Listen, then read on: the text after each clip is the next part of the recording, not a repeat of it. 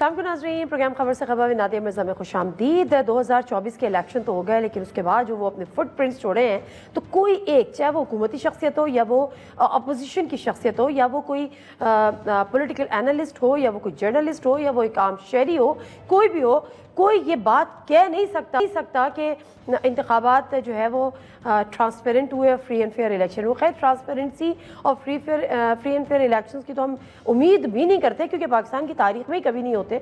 हो जाए तो एक बहुत बड़ी खबर है, लेकिन जितना बड़ा डिज़ास्टर 2024 के इलेक्शंस को कहा गया, उसकी मिसाल शायद पिछली दफ़ा नहीं मिलती। पीटीआई तो ये क्लेम करती है, जो कि अपोजिशन की पार्टी है, फिलहाल तो वो अपोजिशन में ही बैठी है, यानी सुन्नी इत्तेहाद काउंसिल को के under the umbrella of Sunni Ittehad council. लेकिन जो वो क्लेम करती है, कुछ दीगर कुछ ऑर्गेनाइजेशंस हैं और कुछ ऐसे एनालिस्ट हैं या जो चीज़ें हैं, रिसर्च है जो हमारे सामने आती हैं, उसी में आज एक इजाफा हुआ। और पतन डेवलपमेंट ऑर्गेनाइजेशन है, उसने भी आज अपनी एक रिपोर्ट जारी की। मैं ज़रा उसके कुछ चीज़ें आपके सामने रखती हूँ कि जो 8 फरवरी के इंतखाबात पर जो इंतहाई शकूक व शुबात किए, उसको डिज़ास्टर, इलेक्टोरल डिज़ास्टर करार दिया। क्या उन्होंने उनकी फाइंडिंग्स हैं, ये कोई ज़रा मैं आपके सामने रखती हूँ, इस पर ज़रा मज़ीद बात करेंगे। पतन तंजीम ने आम इंतखाबात 2024 की तफसीली ऑडिट को जारी किया और उसके फॉर्म 265 यानी 265 हलकों के फॉर्म 47 का तफसीली जायजा लिया। कौमी असम्बली के 182 हलकों के फॉर्म 47 मशकूक पाए गए। कई फॉर्म 47 मुतालिका हलकों के फॉर्म 45 से बिल्कुल भी मुताबिकत नहीं रखते थे। ये उस रिपोर्ट का हवाला मैं यहाँ पर दे रही हूँ। कई फॉर्म 45 दस्तखत शुदा भी नहीं थे। इलेक्शन कमीशन के शाया करदा कई फॉर्म 45 पर भी सवालिया निशान है। बहुत से फॉर्म 45 के बारे में मालूम ही नहीं हो सका कि वो कहाँ पर तैयार हुए। तो मेरा ख्याल है कि यहाँ पे जो पीटीआई क्लेम करती है, तो उसके इस क्लेम काफ़ी हद तक ये रिपोर्ट जो है या ये जो ऑडिट रिपोर्ट है, ये उसको सपोर्ट भी करती है। लेकिन मामला है क्या, और ये जो डेटा सारा कलेक्ट हुआ है, ये किस तरह से हुआ है, इस पर ज़रा हम डिटेल बात करेंगे। जो सरबरा पतन यानी हेड है पतन डेवलपमेंट ऑर्गेनाइजेशन के, माहिर इंतखाबी उमूर भी हैं, सरवर बारी साहब हमारे साथ स्टूडियो में मौजूद हैं। अस्सलाम वालेकुम सर। पहले तो इसलिए मैंने थोड़ी सी एक तमीज़ बांधी कि आपकी थोड़ी सी आसान कर दूं कि ये तो रिपोर्ट आपने जारी कर दिया। अब लोग ये कह रहे हैं कि आपने ये डेटा कहाँ से लिया, आपकी रिसर्च क्या थी, आपकी डेटा बेस क्या थी, उस पर ज़रा से बताएं क्या आपकी एग्जैक्टली फाइंडिंग थी और हाउ यू गॉट इट। बहुत शुक्रिया। देखिए, हमने पहले भी रिपोर्टें निकाली हैं, लेकिन अभी जो हमने रिपोर्ट निकाली है वो फॉर्म 47 है। ठीक है। फॉर्म 47 है जो गैर हतमी नताइज का ऐलान होता है, और वो 266 हलके हैं पाकिस्तान में, तो 265 का हमने किया, क्योंकि एक हलके में इंतखाब नहीं हुए थे। और ये वो फार्म है जो इलेक्शन कमीशन की वेबसाइट पर मौजूद है। ठीक है। ये वो फार्म नहीं है जो हमने इकट्ठे किए थे। ये तमाम फार्म 265 फार्म 47 इलेक्शन कमीशन की वेबसाइट पे कल भी मौजूद थे। आज मैंने चेक नहीं किया, संडे था, तो इसलिए हमने उसका ऑडिट किया। और उस ऑडिट की जो रिपोर्ट है वो आपको कुछ मैंने स्लाइड्स भेजी हैं, लेकिन उनमें से अगर आप देखें तो तकरीबन जो 207 फार्म है, यानी 265 में से 207 तकरीबन 80% बनते हैं, उनके अंदर 1 से लेकर 6 किस्म के प्रॉब्लम्स है। उसमें एक तो ये है, देखिए, बहुत ज़रूरी होता है कि जो आरओ है वो जो फॉर्म 47 है उसको मुकम्मल तौर पर तैयार करे, और जो इलेक्शंस एक्ट है और इलेक्शन रूल्स हैं, और जो उन्होंने इलेक्शन कमीशन ने ट्रेनिंग मैनुअल तैयार किए थे डीआरओज़ के लिए, आरओज़ के लिए, वो हमारे पास है। हमने उनकी बुनियाद पर इन फॉर्म्स का जो है बाकायदा ऑडिट किया। फॉर्म 47 206 265 ठीक है। तो मतलब ये आप समझिए कि तकरीबन ये 100% जो फॉर्म 47 इलेक्शन कमीशन की वेबसाइट पे, वो हमने वहीं से लिए, उनको वहीं पे देखा, और उसकी बुनियाद पर हम ये कह रहे हैं। अब उसमें जो है डेटा है, अगर आप दिखाना चाहें तो स्लाइड्स प्लीज चल रहा है। तो ये जो है 207 फार्म ऐसे 47 हैं जिनमें सीरियस प्रॉब्लम है, और दूसरा सिर्फ 58 फार्म्स ऐसे हैं जिनको हम कह सकते हैं करेक्ट हैं, सही तरीके से आउट ऑफ 265 58 करेक्ट है। अच्छा, जिनमें आप कह रहे हैं प्रॉब्लम है वो क्या क्या है? अच्छा, उसमें जो प्रॉब्लम्स है, देखिए, जो फॉर्म बनाए गए हैं उसके पीछे एक विजडम है। विजडम ये है कि जो आरओ फॉर्म तैयार कर रहा है उसकी ओनरशिप हो। یعنی کہ اس نے یہ لکھا ہوا ہے کس تاریخ کو فارم تیار کیے, کہاں بیٹھ کر فارم تیار کیا گیا, یہ اس میں کالمز ہوتے ہیں. یہ کالم ہے, میں آپ کو دکھاتا ہوں ابھی. اور اس کے علاوہ یہ ہے کہ اس کے دستخط ہونے چاہیے, اس کی مہر ہونی چاہیے. ٹھیک ہے. اب جو مہر ہے آر او کی, اور R Os are very senior people, ہماری سول بیوروکریسی سے لوگ لیے گئے تھے جو بہت پڑھے لکھے لوگ ہیں, تو اس میں ہم دیکھتے ہیں کہ جو آر اوز کی سٹیمپ ہے وہ سٹینڈرڈائزڈ نہیں ہے. اس پہ لکھا ہوا ہے صرف آر او, کہیں لکھا ہوا ہے آر او حلقہ نمبر فلاں ہے, کہیں صرف جو ہے مہر ہی نہیں ہے. تو بہت ساری, اب اگر آپ انویسٹیگیٹ کرنا چاہیں, تاریخ لکھی ہوئی ہے لیکن جگہ نہیں لکھی ہوئی, کہاں بیٹھ کے اس نے فارم تیار کیا ہے, کیونکہ یہ بڑا ضروری آخر فارم ہے, اور ٹائم بھی مینشن کرنا ہوتا ہے. اور یہ بڑا ضروری ہے کہ وہ جو ہینڈ بک ہے, یہ آپ کا کیمرہ, جی یہ جو ہینڈ بک ہے اس میں یہ چیزیں وہ ڈیمانڈ کرتے ہیں. اب میں کچھ فارم لے کے آیا ہوں پرنٹ کر کے, تو اگر آپ دیکھیں کہ یہ ایک فارم ہے, ٹھیک ہے, کیمرہ اگر اس کو زوم کر لیں, NA95 کا, اس میں کچھ بھی نہیں ہے. اس میں صرف یہ دیا ہوا ہے فیصل آباد, یہ صاحب کون ہے, ان کا نام کیا ہے, ان کی ڈیزگنیشن کیا ہے, ان کی ریجنل ڈیزگنیشن کیا ہے. اچھا, ریٹرننگ آفیسر لکھا ہوا ہے. اچھا, یہ ایک فارم ہے, یہ آپ کے سامنے ایک اور یہ فیصل آباد کا کون سا حلقہ, NA95. اچھا, یہ ایک فارم ہے, اس پہ اگر آپ دیکھیں انہوں نے مقام لکھا ہی نہیں ہے, اس کے اوپر جگہ نہیں لکھی. اب یہ سوال پیدا ہوتا ہے کہ آخر آر اوز پڑھے لکھے لوگ ہیں, انہوں نے یہ جو اہم خانے ہیں جن کو رکھا گیا ہے ان کو کیوں نہیں لکھا, تاکہ اگر کل کوئی ان کو کہے جی آئیے جی کیس چل رہا ہے تو آپ آ کے ثبوت پیش کریں, تو ہی اور شی کین ایزیلی سے یہ تو میں نے فارم تیار نہیں کیا, I was R O but I did not prepare the form, and I didn't sign on it. So he can, اگر وہ کہے میرے سائن ہی نہیں ہے تو اس کو کچھ نہیں کر سکتے. جیسے پنڈی کے کمشنر نے بیان دیا تھا اور اس کے بعد وہ غائب ہو گئے, پتہ نہیں کہاں ہیں. تو یہ میں بہت سارے فارم لے کے آؤں, میاں والی کے ہیں, خوشاب کے ہیں, اور تمام فارمز کے اوپر دیکھیں یہ انہوں نے, یہ ایک اور فارم ہے سمریال لکھا ہوا ہے. یہ جو فارم ہے یہ فارم اسلام آباد کا ہے, NA48. اچھا, اب اس پہ کیا ہے, یہ سٹینڈرڈ فارم ہی نہیں ہے. یہ انہوں نے جو الیکشن جو اس پہ میں آپ کو فارم کی کاپی دکھاؤں, اس میں اگر آپ دیکھیں تو یہ یہاں ان کے دستخط ہیں, جگہ نہیں ہے, کہاں پہ بیٹھ کے انہوں نے فارم تیار کیا, اس کی مہر دیکھیں, اور باقی جو 265 فارمز ہیں ان کی مہر دیکھیں, کوئی مہر نہیں ہے. اور دنیا میں یہ خاص طور پہ ریاستی اداروں کا جو ہے نا ایک منیمم سٹینڈرڈ ہوتا ہے کہ جی جو بھی افسر ہے وہ جو مہر استعمال کرے گا وہ یونیفارم ہوگا, اس کا ایک سٹینڈرڈ ہوگا, اس کو آپ وائلیٹ, ہر ایک نے اپنی مرضی سے. تو یہ فارم 47 ہے, NA48 کا ہے. تو ایک تو عدالت میں ویسے کیس چل رہے ہیں ان کے تینوں کے. تو اگر آپ دیکھیں تو انہوں نے لکھا ہے آر او کیمپ آفس. اب وی ڈونٹ نو کہ جو وہ کیا ہے. تو یہ چار فارم جو 4 کاغذوں پر مشتمل ہے یہ فارم.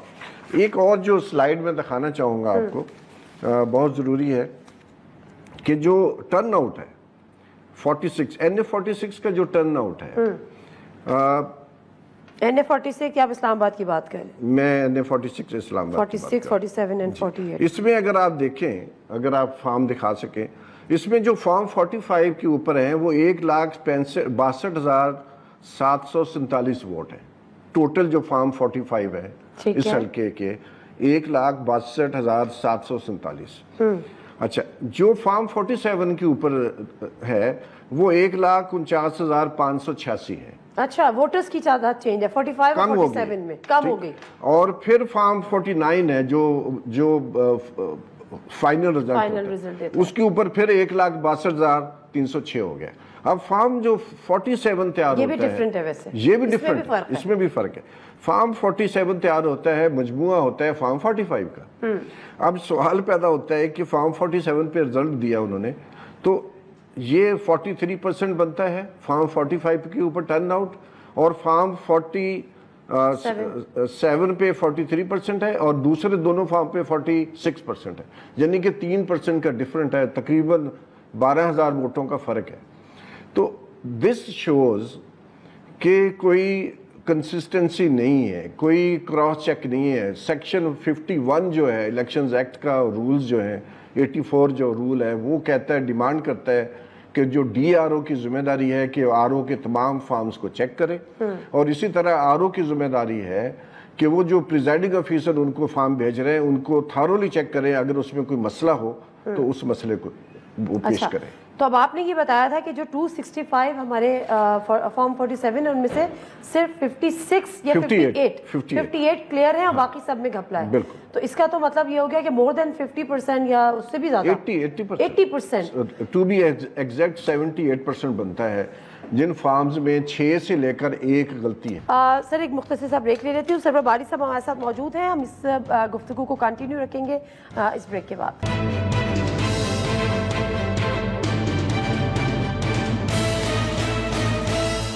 جی ناظرین، پروگرام میں ایک دفعہ پھر آپ کو خوش آمدید۔ آپ یہ کہہ رہے ہیں کہ یہ آپ نے آڈٹ اس کا کیا جو کہ الیکشن کمیشن نے یہ فارم شائع مطلب اپنی ویب سائٹ پہ یہ پوسٹ کیے ہوئے، تو کیا الیکشن کمیشن کو اس کا ادراک نہیں ہے؟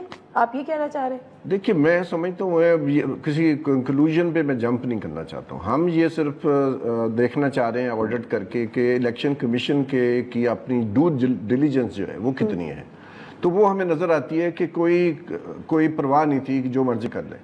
تو بنیادی طور پر تو یہ انیفیشنسی ہے، لیک آف ریگر ہے، ڈیو ڈیلیجنٹلی کام نہیں کیا، حالانکہ سیکشن میں لکھا ہوا ہے 51 میں کہ ایسے لوگوں کو پولنگ سٹاف لگایا جائے گا جن کی انٹیگریٹی ہو، ان کی ریپوٹیشن اچھی ہو، لیکن ہم یہ دیکھتے ہیں کہ پورے 265 حلقوں میں 66 حلقوں میں جو لوگ آروز لگائے گئے ہیں دے فیلڈ دی نیشن۔ اچھا ایک اور مزے کی بات، یہ NA 130 ہے، پتہ نہیں آپ کے پاس ہے یا نہیں، 130 جو پولنگ جو فارم 45 ہے 130 ہے میاں نواز شریف صاحب کا حلقہ، لاہور کا حلقہ، لاہور کا حلقہ۔ RO is not supposed to sign form 45 قانون میں، قانوناً RO اچھا فارم 47 پہ سائن کرتا ہے، صرف 47 اور 49، ٹھیک ہے، 45 کے اوپر ہونا چاہیے۔ یہ نادیہ میں لے کے آیا ہوں آپ کے لیے، آپ حیران ہو جائیں گی کہ یہ جو فارم ہے، یہ ایک آپ فارم دیکھیں، یہ RO کی سٹیمپ لگی ہوئی ہے فارم 45 پہ، فارم جس پہ اس کو سائن نہیں کرنی، سب کے اوپر ہے، تقریباً 80% فارم 45 جو NA 130 کے ہیں اس کے اوپر RO کی سٹیمپ لگی ہوئی ہے۔ کیوں؟ اس کو زیادہ اوتھینٹیکیٹ کر دیا نہیں، یہ تو انویلڈ ہو گئے، انہوں نے کہا نواز شریف کا، نہیں یہ تو انویلڈ ہو گئے ہیں، یہ تو فارم ہی انویلڈ ہے۔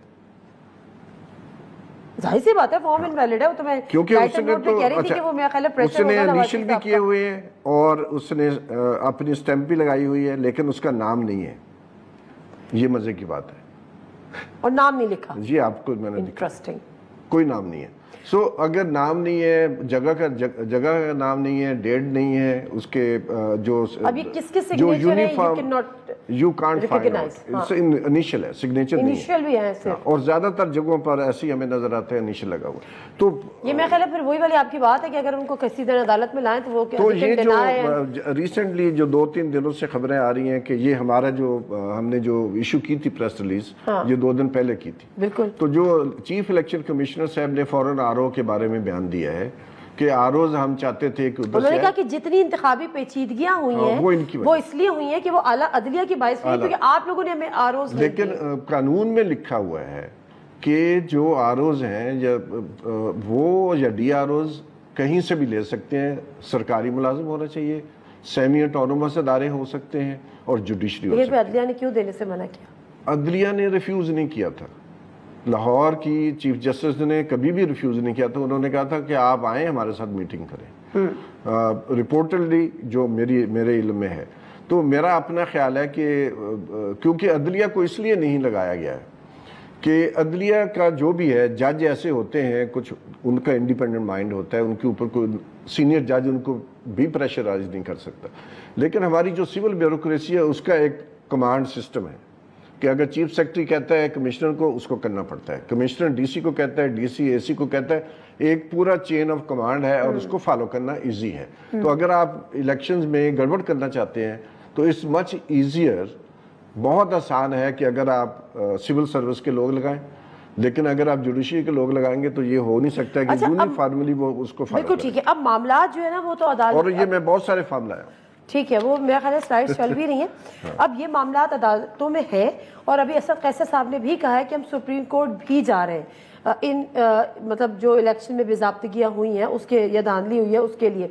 تو کیا یہ ان کو سپورٹ کرے گا آپ کو یہ ڈاکیومنٹ، اور کیا آپ نے یا الیکشن کمیشن نے رابطہ کرنے کی کوشش کی؟ الیکشن کمیشن نے آپ نے کہ آئیے جی بتائیے آپ کی کیا آپ کی آڈٹ رپورٹ ہے اور کیسے آپ اس کو غلط قرار دے رہے ہیں، یا آپ نے رابطہ کرنے کی الیکشن کمیشن سے؟ ہم نے 2 سال پہلے جو لوکل گورنمنٹ الیکشن ہوئے تھے ان کے جو فارم پڑے ہوئے تھے polling station wise Khyber Pakhtunkhwa کے لوکل گورنمنٹ الیکشن کے، ان کا آڈٹ کیا تھا اور اس کی ہم نے رپورٹ نکالی تھی. ڈان اخبار نے فرنٹ پیج پہ 6 کالم کی خبر لگائی تھی. اس کے بعد وہ سارے فارم انہوں نے ختم کر دیے. الیکشن کمیشن نے اپنی ویب سائٹ سے وہ سارے فارم غائب کر دیے. الیکشن کمیشن کے اندر یہ کیپیسٹی نہیں ہے میں سمجھتا ہوں to learn from the previous election آج تک. اور دیکھیں یہ الیکشن کمیشن واحد ہے جس نے آج تک الیکشن 2018 کی رپورٹ نہیں نکالی. آپ پیچھے چلی جائیں آپ کو 88 کی رپورٹ بھی مل جائے گی، 90 کے الیکشن کی رپورٹ بھی ملے گی، 93 کی بھی ملے گی. ہر الیکشن کے بعد الیکشن کمیشن 2 والیوم چھاپتا ہے باقاعدہ بک فارم میں. وہ بک فارم میں آج تک اویلیبل نہیں. جب 2024 کے الیکشن کی ہم irregularities کی بات کرتے ہیں تو پھر ہمیں آگے سے جواب آتا ہے کہ 2018 میں بھی ایسے ہی ہوئے تھے. Do you see the same like irregularities between 2018 and 24؟ دیکھیں یہ کہنا کہ ہوا تھا یہ ایسے ہی ہے کہ 2 لوگ بیمار ہیں، ایک کو 99 ٹیمپریچر ہے دوسرے کو 104 ہے.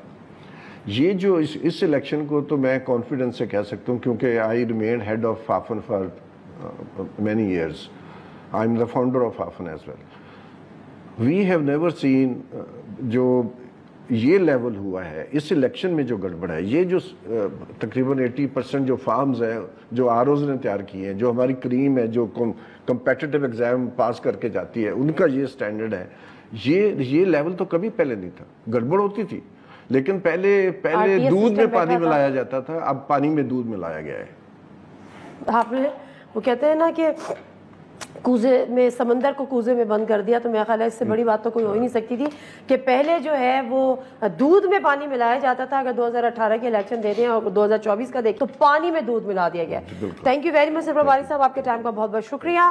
اور گفتگو کر رہے تھے سرور باری صاحب سے کیونکہ جو پتن ڈیولپمنٹ آرگنائزیشن ہے اس نے ایک رپورٹ جاری کی ہے اور خود ابھی بتا رہے تھے کہ 265 حلقوں کی جس میں سے 80% یعنی صرف 58 جو فارم 47 ہے وہ کلیئر قرار دیے گئے ہیں ان کی رپورٹ کے مطابق، ان کی آڈٹ رپورٹ کے مطابق. اس کا مطلب یہ ہے کہ 80% سیٹ. اور میرا خیال ہے کہ پھر یہ کافی حد تک کمپلیمنٹ کرتا ہے پی ٹی آئی کے اس کلیم کو جو وہ یہ بات کرتے ہیں کہ ہماری جو تھی وہ 180 یا 182 کے قریب سیٹ تھیں. بٹ اینی ویز معاملہ اسد قیصر صاحب کہتے ہیں کہ ہم عدالتوں میں لے کر جائیں گے، اب عدالتوں کا انتظار کریں اور وہاں پہ آپ کیا پروو کر سکتے ہیں اور کیا نہیں کر سکتے. مختصر سا بریک لیں گے. بجٹ آنے کی تیاری اور ممکن ہے کہ 12 جون کو بجٹ پیش ہو. کیا اس سے امیدیں ہیں اور کیا اس میں مشکلات عوام کے لیے ہو سکتی ہیں، اس پہ ذرا ڈسکس کریں گے.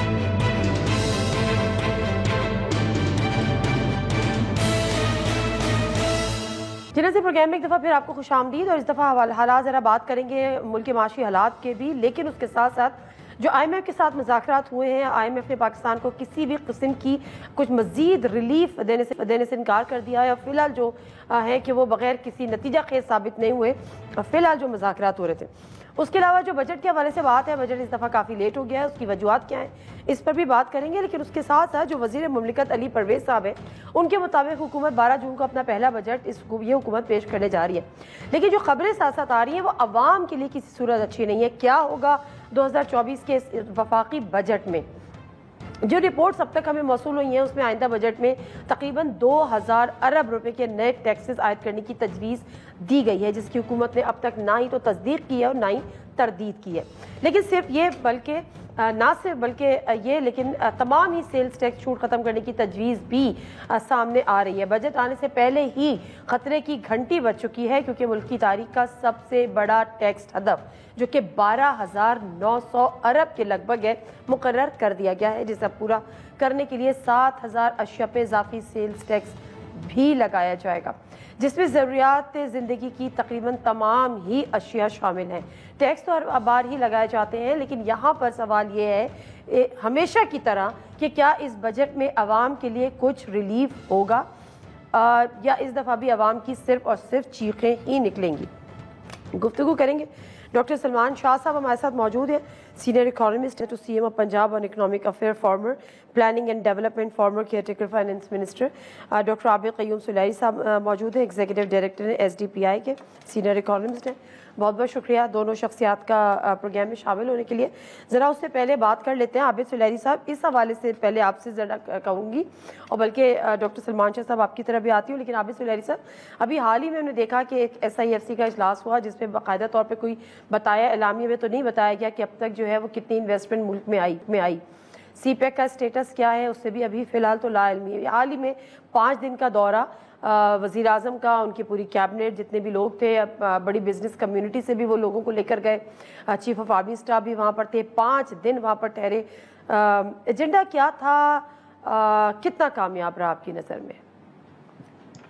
جی شکریہ نادیہ۔ اس کی ایک جو آبجیکٹو ہوگا وہ تو ظاہر ہے کہ سی پیک 2 کو خد و خال کو تشکیل فائنلائز کرنا اور اس میں انویسٹمنٹ جو ہے اس کی اپرچونٹیز تلاش کرنا، لیکن اس کے علاوہ ایک جو بڑا امپورٹنٹ اس کا وزٹ کا مقصد تھا وہ آئی پی پیز کے جو ہمیں ایریئرز دینے ہیں ان کا ٹینر ڈسکس کرنا کہ اس کی مدت جو ہے اس کو کیسے پرولونگ کیا جا سکتا ہے، چونکہ حکومت پاکستان نے ساورن گارنٹی دے رکھی تھی آئی پی پیز کو، اور آئی پی پیز کو ہم مختلف وجوہات کی بنا پہ ان کی رقم کی ادائیگی نہیں کر سکے ٹائملی، اور آئی ایم ایف کے ساتھ جب بات چیت شروع ہوئی اگلے پروگرام کی تو وہاں پہ بھی یہ چیز جو تھی ہائی لائٹ کی گئی کہ پاکستان کو جو آئی پی پیز ہیں ان کے ساتھ بیٹھ کے بات کرنا ہوگی، اور چائنیز ڈیٹس اور جو چائنیز بزنسز پرائیویٹ سیکٹر کے ڈیٹ ہیں ان کے ٹینر یا ٹنیور اس پہ کس قسم کی جو ہے کنکلوژن ہوا ہے اور کس قسم کی وہ ہمیں فیور دینا انہوں نے ایگری کیا ہے، یہ سارا کچھ بلیک اینڈ وائٹ چاہیے۔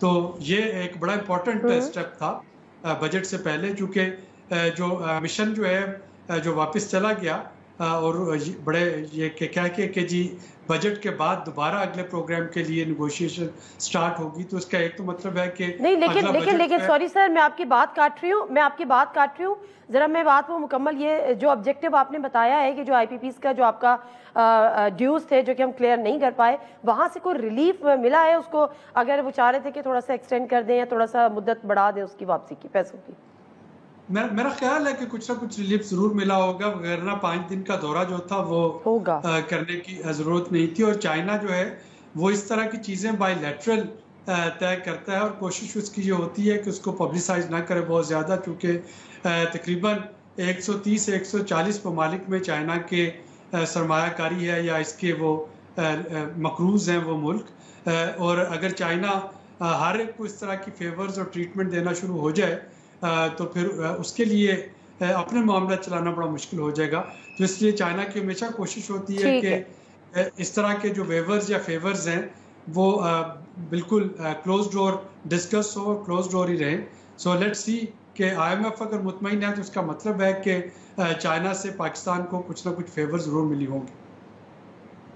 ٹھیک ہے، میں ذرا ڈاکٹر سلمان شاہ صاحب آپ کی طرف آؤں گی، اس بات میں اگر آپ کچھ ایڈ آن کرنا چاہیں تو you are most welcome, but on the other hand جو ہم بات کر رہے ہیں آئی ایم ایف کی بھی اور اس کے بعد بجٹ کی بھی، ہم سی پیک کے حوالے سے اسپیشلی اگر میں بات کروں تو جو پی ٹی آئی کا دور تھا اس میں سی پیک کافی حد تک اس کے جو پروگرامز تھے وہ ہولڈ پر چلے گئے تھے، اور اس کا تھا کہ چائنا واز ناٹ ہیپی، اور لیکن اس کے بعد سے ابھی تک ہم نے اس میں کوئی پیش رفت ایز سچ دیکھی نہیں ہے۔ آپ کو کیا لگتا ہے چائنا کے وزٹ سے کیا ہمیں معاشی طور پر ہمارے لیے خوشخبری ہو سکتی ہے؟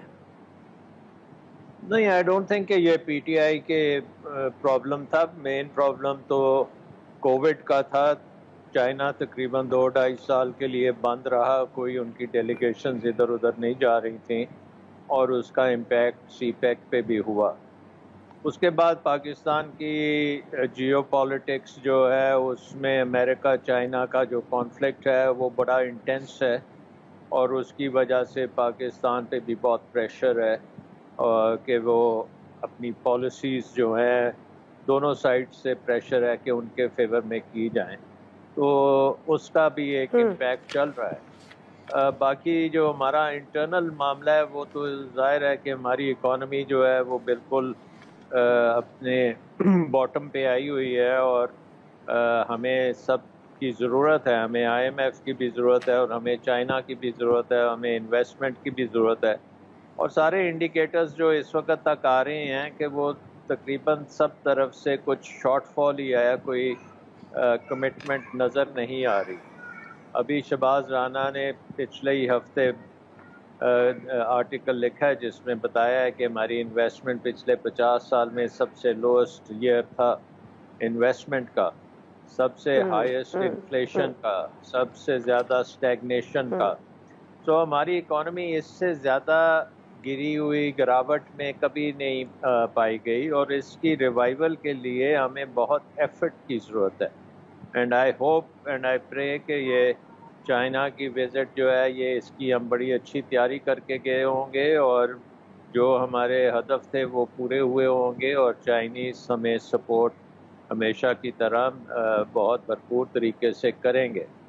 دوسری طرف آئی تھنک کہ IMF کے ساتھ جو ہمارا پروگرام ہے وہ بھی بہت ضروری ہے، اور اس کے جو انہوں نے ہدف دیے ہیں کہ آپ نے ٹیکس ریونیو کو تقریباً 13,000 بلین تک لے کے جانا ہے، تو پچھلا سال اگر دیکھیں تو انفلیشن ہی آپ کو اس نمبر تک پہنچا سکتی ہے۔ So we'll have to see the details کہ کون سے نئے ٹیکس لگنے ہیں یا نہیں لگنے، بٹ جو انفلیشن کی وجہ سے ہی جو بوئنسی ہونی چاہیے ٹیکس میں، اس کے ساتھ یہ ہدف بھی آسانی سے میٹ ہو جانا چاہیے۔ آئی ڈونٹ تھنک کہ اس میں کوئی ایکسٹرا آرڈنری قسم کا انہوں نے ٹارگیٹس دیا ہے۔ ہاں، اس کے ساتھ ساتھ اگر ہم نے اپنی اکانومی کو صحیح ڈائریکشن میں ڈالنا ہے تو ہمیں بہت میجر قسم کی ریفارمز ایکسپینڈیچر سائڈ پہ کرنی پڑیں گی۔ ہمیں اپنا PSDP کو سلیش کرنا پڑے گا، سرکاری خرچے جو ہیں وہ بھی سلیش کرنے پڑیں گے، پرائیویٹائزیشن کو بڑے بھرپور طریقے سے کرنا پڑے گا، اسمالر گورنمنٹ کرنی بالکل صحیح ہے سر۔ میں اس پہ ذرا بات کروں گی کہ پرائیویٹائزیشن کی، سوری سر میں آپ کے پاس دوبارہ آتی ہوں، پرائیویٹائزیشن کی باتیں PDM کی گورنمنٹ میں بھی ہوتی رہی، پھر یہ بھی انکشافات ہوئے کہ ڈار صاحب was all set to do, but وہاں پر کچھ شاید کچھ پیپلز پارٹی کی جانب سے یا کسی جانب سے تھوڑا سا ایک ہارڈل کریٹ ہوئی۔ But on the other end Abid Suleri صاحب، یہ جو کل وزیر مملکت برائے خزانہ علی پرویز ملک صاحب وہ شہزاد اقبال کو ایک انٹرویو دے رہے تھے، اس میں انہوں نے پوچھا شہزاد اقبال نے کہ واقعی 2000 ارب کے نئے ٹیکسز لگائے جا رہے ہیں، ذرا وہ کلپ چلا دیجیے گا تو پھر میں عابد سے بات کرتی ہوں۔ آپ کے پاس کیا چوائس ہے کہ نہ آپ نہ کریں؟ آپ IMF کے ساتھ ریلیشن شپ کو رسک کرنا چاہتے ہیں تو وہ تو نہیں ہے نا۔ پہلے please understand how this acquisition is going to work. دیکھیں اس کے بعد کچھ آپ کو اٹونومس انکریز گروتھ کی وجہ سے اور آپ کو انفلیشن کی وجہ سے آئے گی، اس سے آپ کو تھوڑی سپیس ملے گی، اور اس کے بعد آبویسلی آپ کو ریونیو میجرز نئے لانے پڑیں گے، اور اس کے ساتھ ساتھ اپنی کمپلائنس اینڈ انفورسمنٹ کو بہتر کرنا پڑے گا۔ بہت بہت شکریہ۔ combination of all three efforts which will lead you to that target. اچھا، I don't want to drag myself into these technicalities, but the thing is کہ جو 2000 ارب کے جو نئے ٹیکسز کی بات کی تو انہوں نے کہا کہ we have no other option۔ عابد سلیری صاحب، شاید آپشن واقعی محدود ہوں، لیکن اس کے اگر یہ ایسا ہو جاتا ہے تو اس کے اثرات کیا مرتب ہوں گے؟ جی، ایک تو یہ ہے کہ IMF یہی نہیں، پچھلے 3-4 پروگرام اٹھا کے دیکھ لیجئے تو وہ چند جو بنیادی سکم ہے پاکستان کے معاشی ڈھانچے میں ان کی طرف وہ بار بار اشارہ کرتا ہے۔ ہر سال ہمارے پاس لاس میکنگ انٹرپرائزز کے لیے ہم نے کچھ نہ کچھ سبسڈی جو ہے اس کی پروویژن رکھی ہوتی ہے۔ IMF جو ہے وہ اب پرائیویٹائزیشن کی بات کر رہا ہے۔ IMF پچھلے کئی پروگرام میں آپ کو کہہ رہا ہے کہ اوگرا اور نیپرا کو آپ خود مختار بنا دیں، یہ اتھارٹیز ہیں ریگولیٹری اتھارٹیز، ان کی جو بھی ریکمنڈیشن ہو وہ آٹومیٹکلی جو ہیں وہ امپلیمنٹ ہو جائیں، بجائے اس کے کو پہلے وزیر اعظم کے پاس جائے اور وہاں پہ اس کی اپروول لی جائے۔ IMF ٹیکسیشن کے بارے میں بڑا کلیئر ہے کہ جو segment of society tax net میں نہیں ہے ان کو ٹیکس نیٹ میں لایا جائے، ریٹیل سیکٹر کو، ہر طرح کی آمدنی کو، بھلے وہ زراعت سے ہی کیوں نہ ہو، اور جو کیپٹل گین ہے پلاٹوں کی یا जो प्रॉपर्टी की खरीदो फरोख्त पे। अब इसके जब हम असरात को देखते हैं तो इसका सबसे ज़्यादा जो असर पड़ेगा नेगेटिव वो मिडिल क्लास पे पड़ेगा। ये कहा जा सकता है कि जो हमारी लोअर और लोअर मिडिल इनकम अर्नर्स हैं, बदकिस्मती से उनके पास अब खोने को कुछ बचा नहीं, और जो हमारी एलीट क्लास है उसको कोई ख़ास फ़र्क नहीं पड़ता है। तो इसका मतलब है कि ये तमाम जो कोर्स करेक्शन है, इसका बोझ जो है ये हमारी मिडिल क्लास को बर्दाश्त करना होगा। अनफॉर्चुनेटली डॉक्टर साहब ये बताएगा, डॉक्टर सलमान शाह साहब, कि हमेशा बात होती है टैक्स नेटवर्क बढ़ाने की, और हमेशा at the end of the fiscal year हमें पता चलता है कि जी टैक्स नेटवर्क तो उस तरह से नहीं बढ़ा, ताहम जो सैलरी क्लास है स्पेशली उसके टैक्सेस में मजीद इजाफा, या फिर आप देखते हैं कि जीएसटी में मजीद इजाफा। इस दफ़ा भी ऐसा ही कुछ होने जा रहा है, या आपको लगता है कि शायद इस दफ़ा सैलरी क्लास को कुछ थोड़ा सा सेफ गार्ड कर सकें, ये टैक्स नेटवर्क बढ़ाया हो? देखिए, पहली बात तो ये है कि minister of state for finance को बड़े ध्यान से बात करनी चाहिए। इतनी लूज स्टॉक जिस तरह से अभी आपने सुनवाई है और उसको कनेक्ट किया जा रहा है, जो मैसिव फॉल आई है स्टॉक एक्सचेंज में, 2000-2500 पॉइंट पिछले चंद दिनों में गिर गई है इस स्टेटमेंट के बाद, और अरबों रुपए का नुकसान हुआ है। कॉन्फिडेंस को एक और धचका लगा है और अनसर्टेनिटी और बढ़ी है। हालांकि जो ये IMF के हैं कंडीशंस, ये कोई नई कंडीशंस नहीं है, ये तो पुरानी कंडीशंस चल रही हैं। आपने प्राइमरी सरप्लस करना है, जिसका मतलब ये है कि आपने इंटरेस्ट के अलावा सारे एक्सपेंडिचर्स जो हैं उसको अपने टैक्स रेवेन्यू से पूरा करना है, और फिर आपने कोई 1000 अरब बचाना है। पिछले साल 500 अरब का था टारगेट, इस साल मेरा ख्याल है 1000 अरब का है। तो ये पाकिस्तान पहले भी कर चुका है और कर लेगा। इसमें पैनिक को करने की मेरा नहीं ख्याल है कि ज़रूरत है। अनफॉर्चुनेटली जो क्योंकि पॉलिटिकल हुकूमतें होती हैं, ये अपनी पॉलिटिक्स की वजह से ऐसी स्टेटमेंट्स देती हैं जो इकॉनमी के लिए सूदमंद नहीं होती। जो काम करने वाला है उसको करने की ज़रूरत है। इसलिए बहुत ज़रूरी है कि इस बजट में जो हम कर रहे हैं एक डायरेक्शन नज़र आनी चाहिए, और अनफॉर्चुनेटली इट सीम्स के गवर्नमेंट की किसी किस्म की तैयारी नहीं है बजट के लिए, कोई स्ट्रेटजी नज़र नहीं आ रही। अभी पिछले 2 हफ्ते पहले हमने वो कमेटीज़ बनाई हैं कि जो इकॉनमी को ट्रांसफॉर्म करेंगी। इसका मतलब है कि वो ट्रांसफॉर्मेशन का प्लान तो हमारे पास है ही नहीं है। जो अभी कमेटीज़ बनी हैं 2 हफ्ते पहले, वो कैसे वो प्लान देंगी जो बजट में भी उसका इम्पैक्ट आए या उसको हम करें, अकाउंट फॉर करें। सो I think as usual there are to many balls in the air, कोई किसी को कोऑर्डिनेट नहीं कर रहा। बजट ये बिजनेस एज यूजुअल बजट आएगा, जैसे हमने 24 पहले IMF प्रोग्राम किए हैं इसी तरह का ये भी प्रोग्राम होगा। हम सारी चीज़ें उनकी मानेंगे, लेकिन उनको इम्प्लीमेंट करने में हम ज़्यादा संजीदा नहीं होंगे, और हो सकता है ये अगला प्रोग्राम के बाद वो भी डिरेल हो और कोई एक नया प्रोग्राम फिर हम शुरू करें। क्योंकि मुझे सीरियसनेस फ्रैंकली नज़र नहीं आ रही, क्योंकि अभी तक हमें हमारे आपको सीरियस नज़र नहीं आ रही। मैं ट्रांसफॉर्मेशन जो ठीक है, मैं इसी बात को आगे जरा बढ़ाती हूँ सर। इकोनॉमिक ट्रांसफॉर्मेशन की मुझे इंडिकेशंस नज़र नहीं आ रही। वैसे मुख्तसर सा ब्रेक, वापस आते हैं, स्टे विद अस।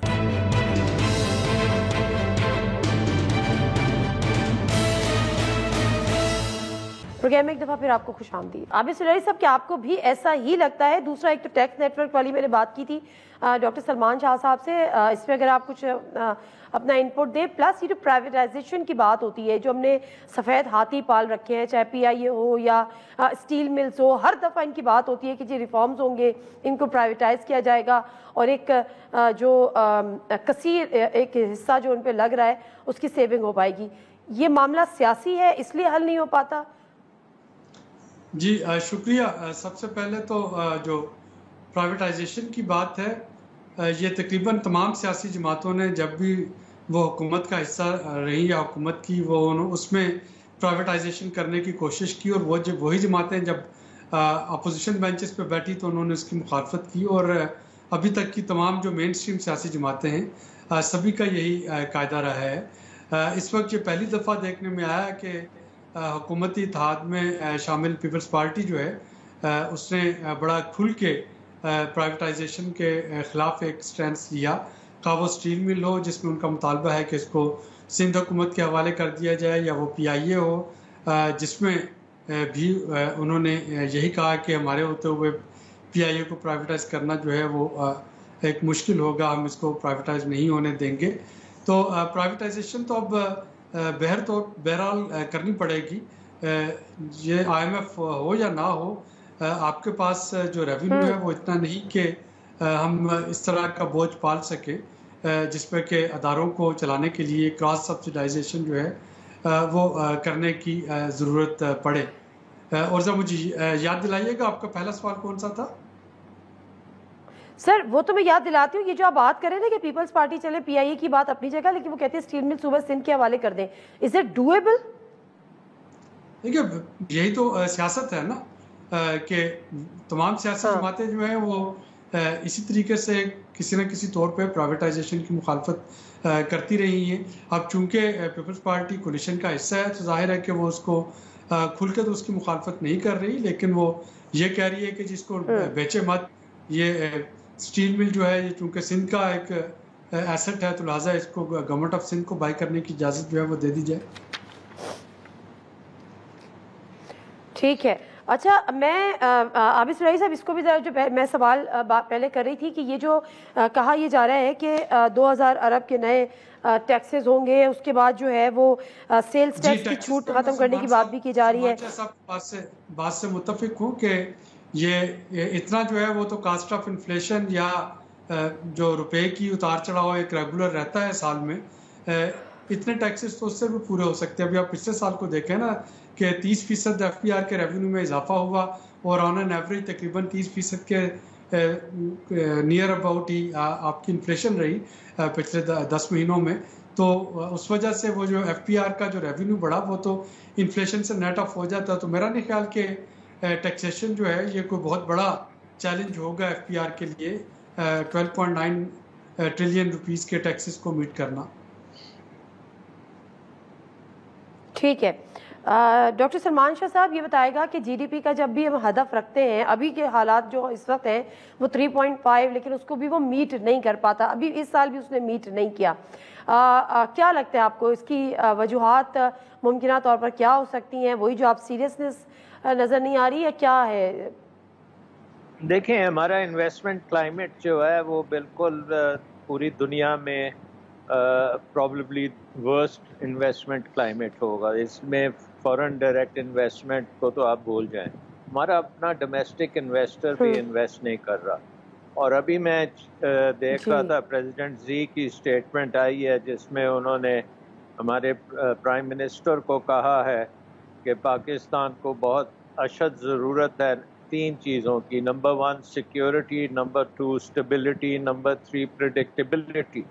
یہ تینوں چیزیں ہمارے اکنامک کم از کم فریم ورک میں مسنگ ہیں۔ سیکیورٹی جو ہے وہ ہم دیکھ رہے ہیں کہ فورن انویسٹر انسیکیور فیل کرتا ہے، فزیکلی انسیکیور فیل کرتا ہے۔ اسٹیبلٹی میں نہ ہمارے پاس پولیٹیکل اسٹیبلٹی ہے نہ اکنامک اسٹیبلٹی ہے، اور پریڈکٹیبلٹی میں ہماری انسرٹنٹی اتنی زیادہ ہے کہ کوئی انویسٹر پریڈکٹ ہی نہیں کر سکتا کہ اس کی انویسٹمنٹ جب آئے گی تو اس کو کب اس کا ریٹرن ملے گا اور کیسے ملے گا۔ اپنی ہسٹری ہم دیکھیں نا تو بہت شدید قسم کا فیلئر ہے انویسٹمنٹ سائٹ پہ، اور بیوروکریٹک کنٹرولز جو ہیں اکانومی پہ وہ انپریڈکٹیبلٹی کریٹ کرتے ہیں۔ سیاست ہماری انپریڈکٹیبل ہے۔ ہماری وار آن ٹیرر کے بعد جو ڈیویڈنڈ پیس ڈیویڈنڈ آنا چاہیے تھا وہ پیس ڈیویڈنڈ ہمارا نہیں آیا۔ ٹیررزم دوبارہ سر اٹھا رہی ہے، بلوچستان، فاٹا، ادھر ادھر سے بہت سی فورن انٹرونشنز اور انٹرفیئرنس ہو رہی ہے۔ تو یہ ہمارا نظام جو ہے یہ کیٹر نہیں کر رہا ان چیزوں کو، اور اس انوائرمنٹ میں ہم سمجھتے ہیں کہ انویسٹمنٹ آ جائے گی، وہ بھی نہیں آئے گی کیونکہ ہماری جو ہرڈلز ہیں بیوروکریٹک ہرڈلز وہ بہت زیادہ ہیں، اور ان کو بھی نہیں ہم نے کم کیا۔ سر یہ تو ایک طرح جی میں یہ ایک طرف جو سیکیورٹی کے معاملات جن کا ذکر آپ نے بھی کیا، جی سر آپ کنٹینیو کریں، سامنے نہیں آیا. ٹھیک ہے سر. ایک طرف تو یہ سیکیورٹی کے معاملات ہیں، ٹیررزم کے معاملات ہیں. خود آپ نے بتایا کہ جو وار اینڈ ٹیرر کے بعد بھی ہم نے وہ اسٹیبلٹی نہیں آ سکی. اب جب اکنامک اسٹیبلٹی کے لیے تو کوششیں کی جا رہی ہیں، وزٹس بھی کیے جا رہے ہیں، اعلانات، کوشش ہو رہی ہے، سارا کچھ ہو رہا ہے، لیکن جو پولیٹیکل اسٹیبلٹی ہے، کیا پولیٹیکل اسٹیبلٹی کے لیے کے بغیر اکنامک اسٹیبلٹی پاسبل ہے؟ تو شاید جواب نہیں ہوگا. تو پولیٹیکل اسٹیبلٹی کے لیے کوئی کوشش ہو رہی ہے یہاں پر؟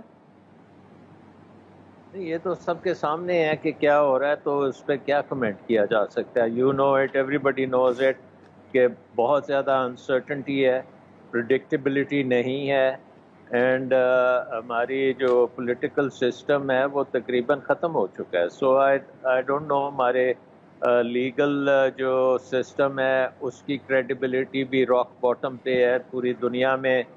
جب انویسٹر کسی بھی ملک کا کرتے ہیں، انٹرسٹ لیتے ہیں اس میں، تو سب سے پہلے وہاں پہ دیکھتے ہیں کہ اس کا پولیٹیکل رسک کیا ہے. اور پولیٹیکل رسک پاکستان کا بہت، اگر آپ میڈیا رپورٹس کے مطابق جائیں تو پاکستان تقریباً صومالیہ اور بہت سے خوفناک ممالک کے رسک کے برابر رسک چلتا ہے. اور ایون میں پڑھ رہا تھا پچھلے دنوں، ریسرچ کی ہے کہ چائنیز کا جو ویو ہے وہ بھی یہ ہے کہ سیریا اور صومالیہ سے تھوڑا پاکستان کا بہتر ہے، but not much. So I think we have to be very serious about these things. اور اس کو اگر آپ نے اکانومی کو چلانا ہے تو یہ ساری چیزیں ٹھیک کرنی پڑیں گی. You can't prolong it and you can't make it last forever. یہ فار ایور انسٹیبلٹی جو ہے اس کو ہمیں ختم کرنا پڑے گا. ٹرو. اچھا عابد سلیلانی صاحب، لاسٹ یہ کہ دوبارہ میں ذرا بجٹ پہ آ جاتی ہوں. شروع میں آپ نے جو مڈل کلاس ہے اس کی مشکلات میں اضافے کی بات کی، یا آپ کو اضافہ نظر آ رہا ہے اس بجٹ میں. اب یہ جو مڈل کلاس کی جب ہم بات کرتے ہیں تو اسپیشلی اگر ہم اسپیسیفکلی بات کریں سیلریڈ کلاس کے لیے، تو اس کی مشکلات میں اضافہ دیکھ رہے ہیں، کوئی ریلیف دیکھ رہے ہیں؟ دیکھیے نادیہ، اس میں دو چیزیں جو ہیں وہ امپورٹنٹ ہے. ایک طرف تو یہ کہا جا رہا ہے کہ پینشنر کی پینشن جو ہے وہ ایک خاص ٹارگٹ، وہ جو تھریش ہولڈ سے اوپر، اس پہ ٹیکس لگایا جائے.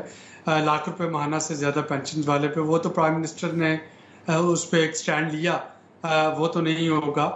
دوسرا جو ہے وہ پرسنل انکم ٹیکس پہ ہے کہ جو سیلریڈ کلاس ہے اس کے لیے سلیبس کو کم کرنا، اس میں انکم ٹیکس کی شرح میں رد و بدل کرنا. آلدو کہ اس پہ بھی رپورٹ ہوا کہ جی پرائم منسٹر جو ہیں وہ اس پہ بہت زیادہ خوش نہیں، لیکن ان دونوں میں سے یا کوئی ایک چیز جو ہے وہ تو لازمی کرنا پڑے گی، وغیرہ آپ کا جو شارٹ فال ہے وہ کہاں سے پورا ہوگا. دوسرا جو مڈل کلاس کے لیے اگر لیٹ سے سیلریز میں اضافہ ہوتا بھی ہے، تو جب آپ کی بجلی پہ یا پیٹرولیم کی جو لیوی ہے، فیول ڈیولپمنٹ لیوی، اس میں اگر اضافہ ہوتا ہے یا کاربن ٹیکس وغیرہ کی طرح کی چیز آتی ہے تو وہ وہاں پہ آف سیٹ ہو جائے گا. سو نیٹ ریزلٹ جو ہے بالکل ٹھیک، بالکل ٹھیک. سوری سر، میرے پاس ٹائم بالکل ختم ہو گیا ہے. ویڈیو اپالوجی، مجھے پروگرام کو یہاں پر وائنڈ اپ کرنا ہے. Thank you very much doctor صاحب، ڈاکٹر عابد قیوم سلیلانی صاحب. لیکن بات یہی کر رہے تھے کہ ایک اوور ویو لینے کی کوشش کر رہے تھے اپ کمنگ بجٹ کے حوالے سے. تو ایز یوزول ہمیشہ کی طرح عوام کے لیے کچھ اچھا ہے کہ نوید فی الحال تو نظر نہیں آتی، لیکن ویٹ اینڈ واچ کہ بجٹ آ جاتا ہے تو اس کے بعد حالات کیا ہوتے ہیں. پروگرام سے دیجیے نادر مرزا کو اجازت. اللہ حافظ.